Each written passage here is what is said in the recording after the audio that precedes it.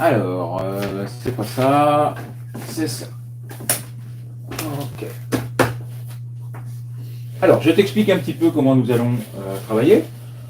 Donc, tu vas avoir entre 8 et 10 minutes pour présenter ta production orale. Je ne dis rien. Tu fais comme si tu ne me connaissais pas, comme si tu te retrouvais devant des personnes que tu ne connais pas. Donc, tu te présentes, tu dis bonjour, etc. Tu les vous vois. Et ensuite, donc, tu commences à présenter ta production orale. Elles ne vont rien dire pendant toute ta production. Et puis, après, donc, tu leur indiques que tu as terminé et que tu es maintenant disponible pour répondre à leurs questions. Et là, nous passerons dans la deuxième partie où moi, je te poserai des questions. OK? Alors, tu commences quand tu veux.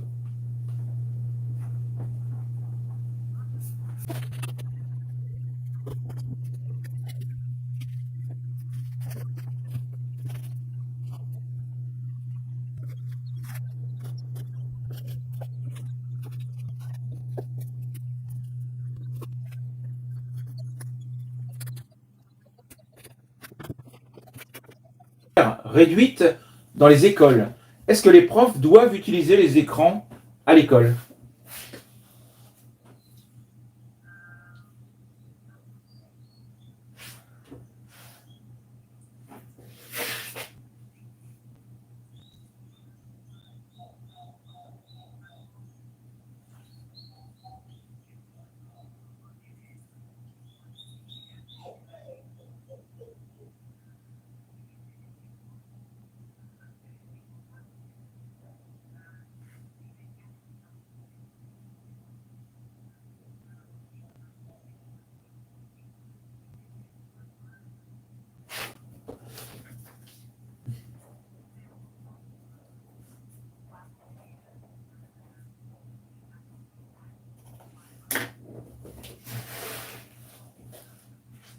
D'accord. Alors, on s'est rendu compte, notamment pendant la crise sanitaire et le confinement, où là, on a obligé les enseignants à proposer des cours en ligne à leurs élèves.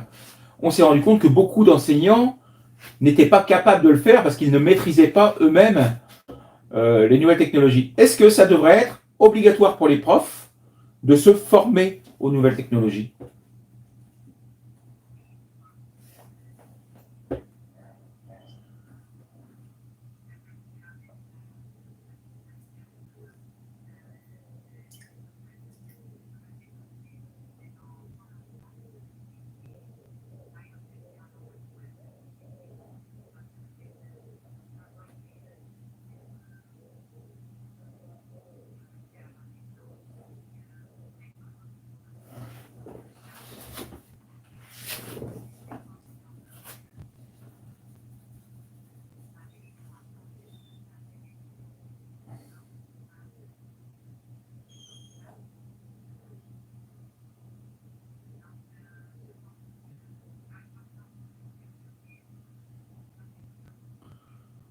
Est-ce qu'on doit former les profs? Est-ce que les profs doivent se former aux nouvelles technologies?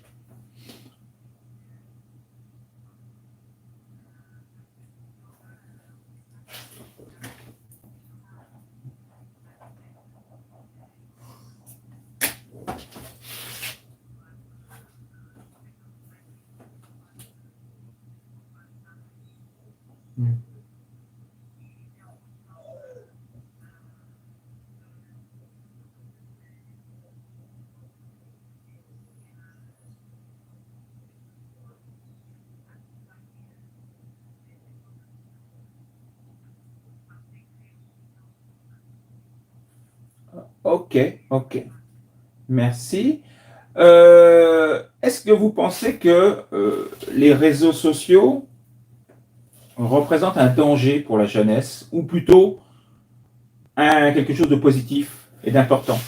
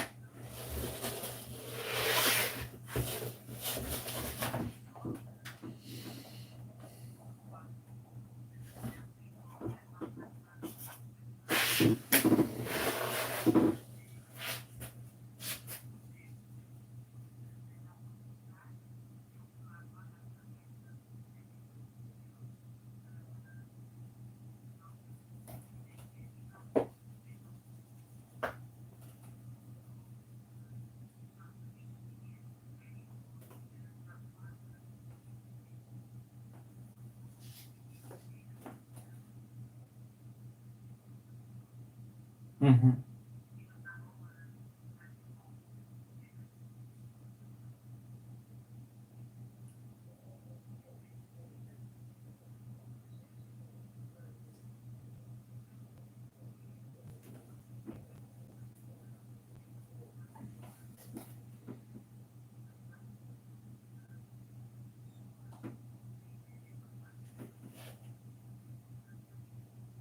D'accord.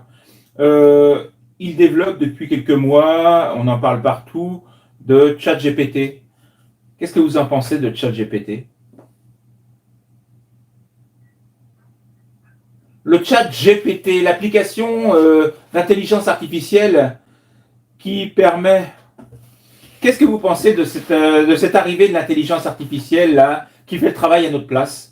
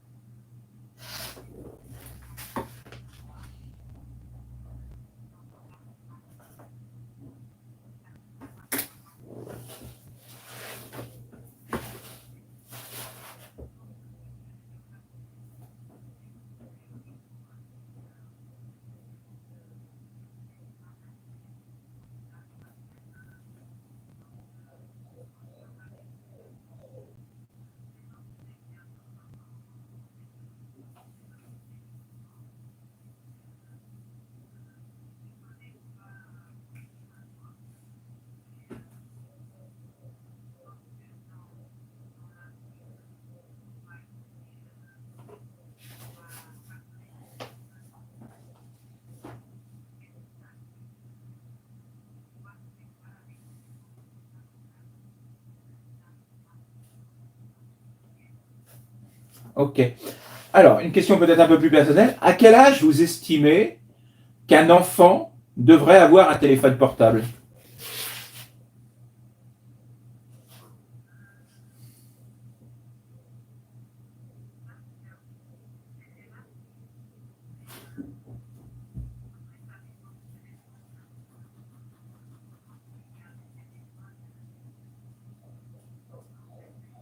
Mhm.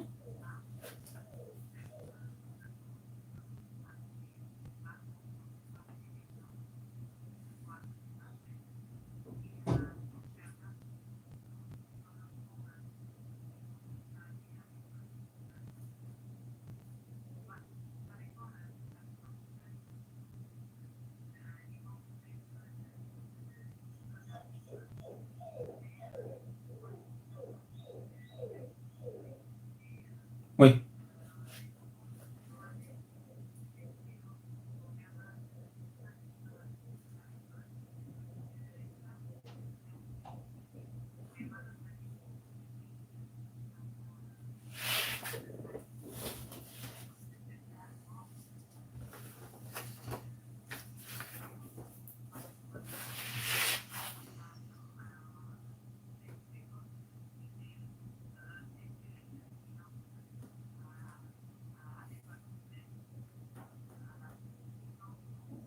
Mhm.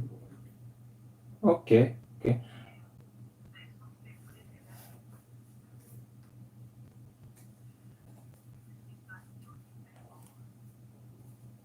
Ok. Allez, dernière question. Euh, très personnelle. Est-ce que vous vous considérez comme accro aux téléphones portables et aux écrans?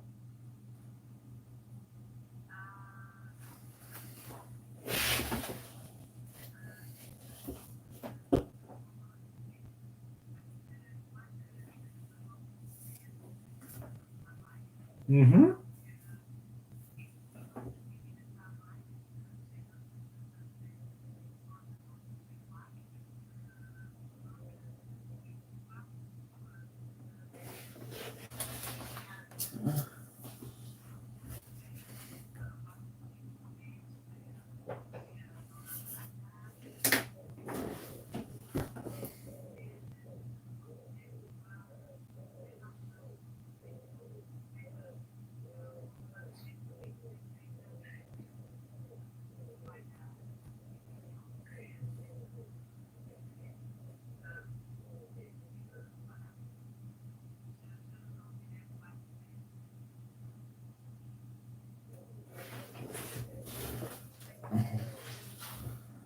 Ok, ok.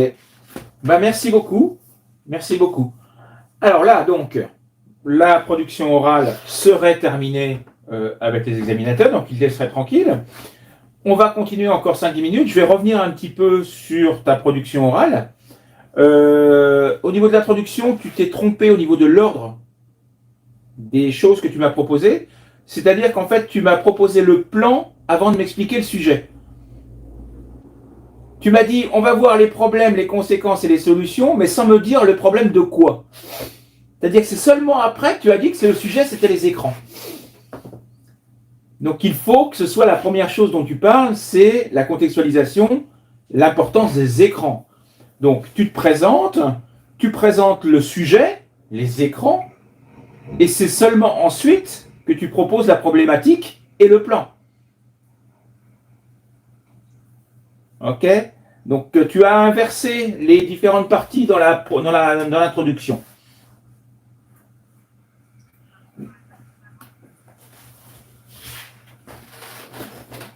Voilà. Voilà. Voilà. Bon, ça c'est un sujet que je vais vous proposer, que je vais vous donner en exemple.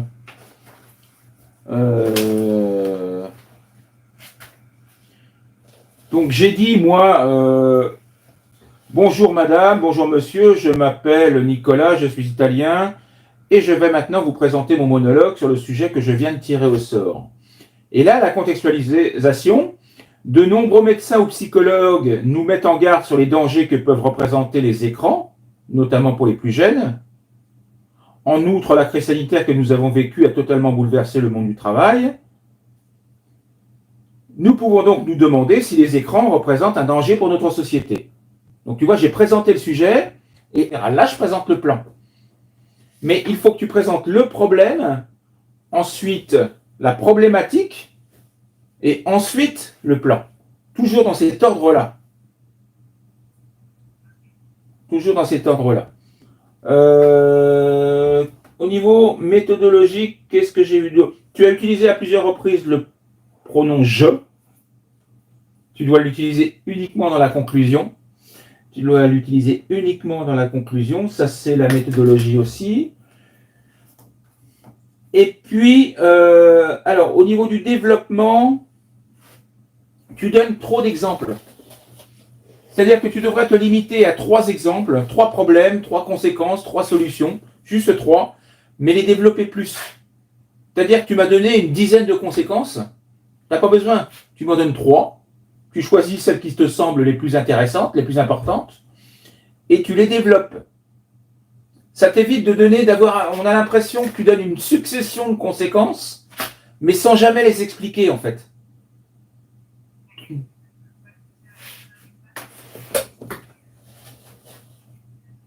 Alors justement, ça je vais te le dire aussi, tu t'es en fait limité au texte. Tu ne dois pas te limiter au texte. Tu n'as pas le droit de te limiter au texte. Tu dois également apporter des informations extérieures au texte. C'est pas une synthèse de document. Hein. Et tu ne dois pas confondre la méthodologie de la production écrite avec la synthèse de documents où là, tu dois uniquement utiliser les informations qui sont dans les textes. Et la production orale, où là, les textes, ils te servent un petit peu d'aide, d'appui, mais tu peux et tu dois également proposer des informations et des exemples extérieurs au texte. Non. Dans le développement, tu dois vraiment proposer tout ce qui te vient à l'esprit, tout ce que tu as entendu, mais sans jamais le présenter à la première personne.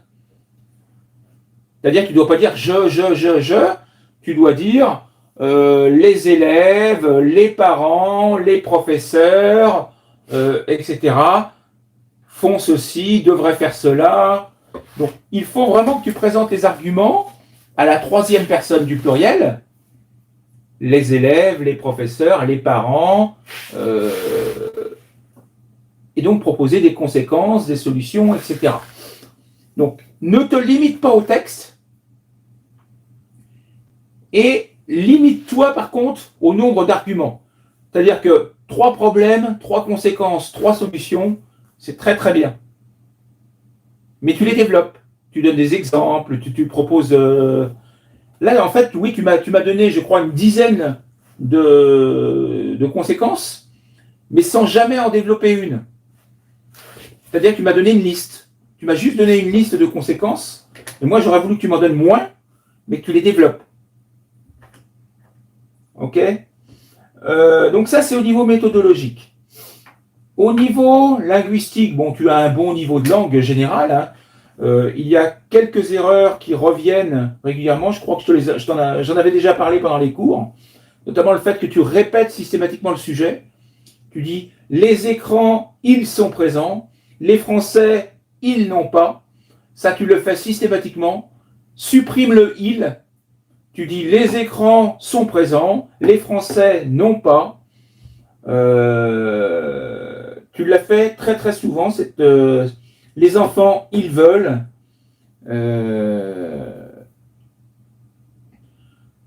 Il y a un problème avec. Alors, quel est le pluriel de un avantage? Oui. Ok. Un écran. Oui, bah là tu me le dis bien. Mais en fait, toi tu me utilises systématiquement le D apostrophe. Un écran, d'écran. Un avantage, d'avantage. C'est des avantages.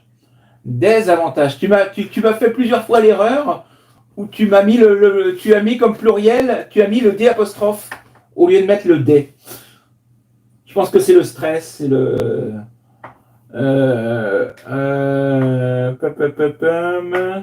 Alors, on ne dit pas l'exposition des écrans, mais l'exposition aux écrans. C'est nous qui sommes exposés aux écrans. Parce que si tu dis l'exposition des écrans, ça veut dire que ce sont les écrans qui sont exposés. Mais c'est nous qui sommes exposés aux écrans, en fait. Alors, on ne dit pas avoir la conscience, mais avoir conscience de quelque chose ou prendre conscience de quelque chose. Alors pareil, je vais te poser une question. Est-ce que tu peux me dire le pluriel de une autre ressource? Non. Alors là c'est une exception. On dit d'autres ressources. D'autres ressources. On ne dit pas des autres, on dit d'autres.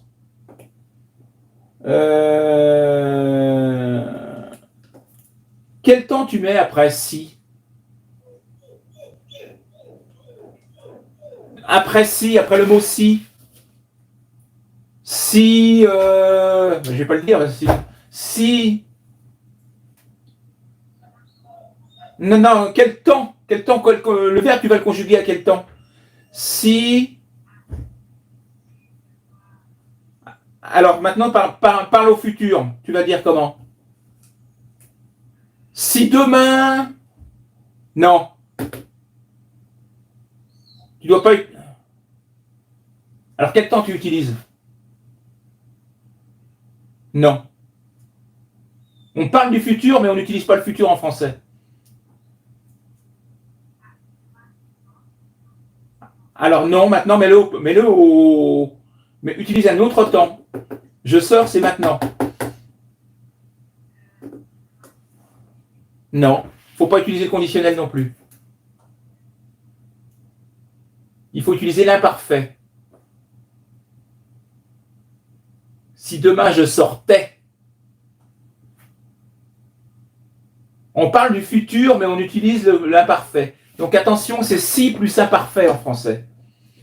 Je vais dire par exemple, si j'avais de l'argent, j'achèterais une voiture. Si j'avais de l'argent.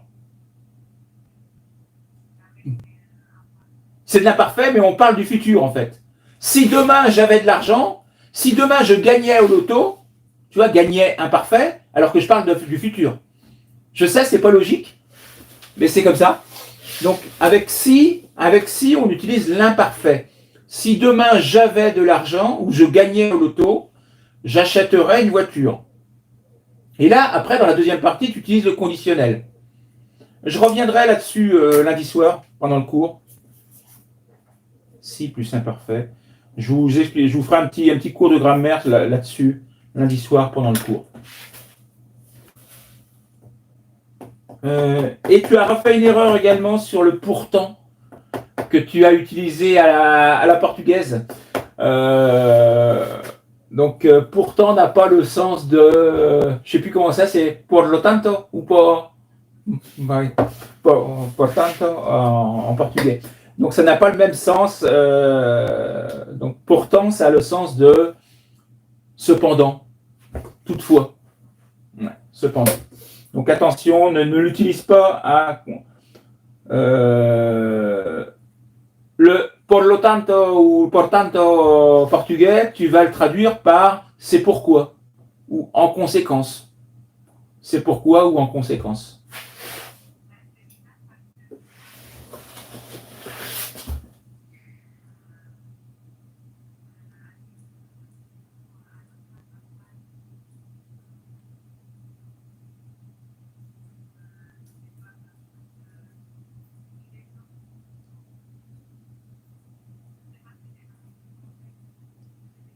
Alors, dans ces cas-là, on l'utilise comme synonyme de malgré tout. C'est-à-dire que, contrairement à ce qu'on lui avait dit, c'est-à-dire, je lui avais dit de rester à la maison et il est sorti pourtant. Mais c'est informel, hein, c'est familier, hein, c'est pas très correct. Hein. C'est pas très correct de le dire, ça reste familier, mais ça se comprend dans ce sens-là. C'est-à-dire que je lui avais dit de rester à la maison et il est sorti pourtant. C'est-à-dire, malgré tout, il m'a pas écouté, il est sorti. Ok. On dit pas préjudicieux, on dit préjudiciable. Préjudiciable. Et alors, le mot danger en anglais, comment tu le prononces en français? Ah, je te l'écris pour pas le prononcer, parce que sinon c'est pas marrant. Ce mot-là, est-ce que tu peux me le prononcer? Non, danger, danger, et, danger. Comme si tu le prononces comme le et, tu sais, la conjonction vanille et chocolat, bah, le et, le danger, danger. Comme si c'était un et accent aigu, danger. D'accord. Donc, tu vois, tu le prononces, tu disais toujours danger, danger. Non, c'est danger, danger. Et oui, une erreur qui est revenue 4 fois, tu l'as fait 4 fois.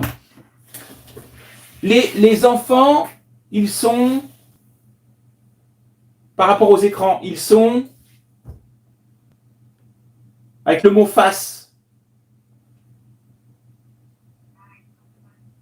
Voilà, ils sont face aux écrans.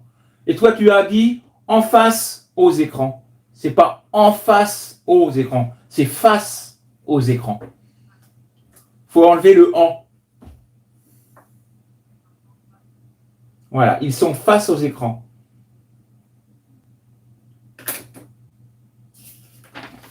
Donc, de toute façon, je vais te renvoyer. Il faut que je te renvoie l'autre également. Il est toujours au brouillon, je n'ai pas eu le temps de le remettre au propre. Je vais t'envoyer donc les deux comptes rendus des productions orales que tu m'as faites. Il faut revoir un petit peu la méthodologie avec 2-3 erreurs qui ont été commises, notamment au niveau de l'introduction. Là, au niveau de l'introduction, il faut que tu améliores un petit peu l'organisation. C'est pas dans le bon ordre. Et que tu réduises le nombre d'arguments après en utilisant des arguments extérieurs au texte.